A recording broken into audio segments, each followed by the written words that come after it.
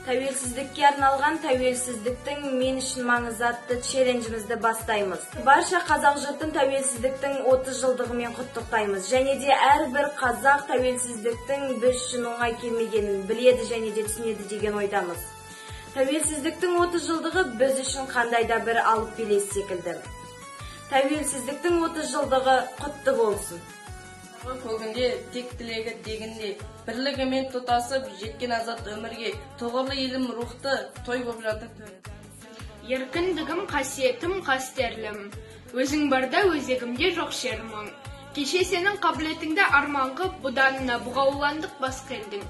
Бабалардың басын тігіп бәйгеге, аналардың жанарына жас бердің, уа еркіндік қош келдің. Халқымыздың мақтандысы, тәуелсіздік еліміздің жаттандысы, тәуелсіздік ұлтымыздың азаттығы, тәуелсіздік жеріміздің ғажаптығы. Тәуелсіздікке 30 жыл толды ғой, бұл дегеннің бостандықтың жолы ғой. Әрбір адам еркіндігін біледі ғой, оны қорғап қастерлеп өтеді ғой. Қиындықпен келген бізге тәуелсіздік, қорғайықшы еркіндікті біз мәңгілік. Тәуелсіз өмір сүрей білейік, бостандықты мәңгі сақтап жүрейік. Тату бол тәңірдің, тәуелсіздік маңдайдағы бағым бол. Тәуелсіздік сыбағасы халқымның, тәуелсіздік таймай туған тағым бол. Тәуелсіздік бабам берген аманат, тәуелсіздік келешектің кепілі. Тәуелсіздік жүрмін сені бағалап, тәуелсіздік өткен күннен ой.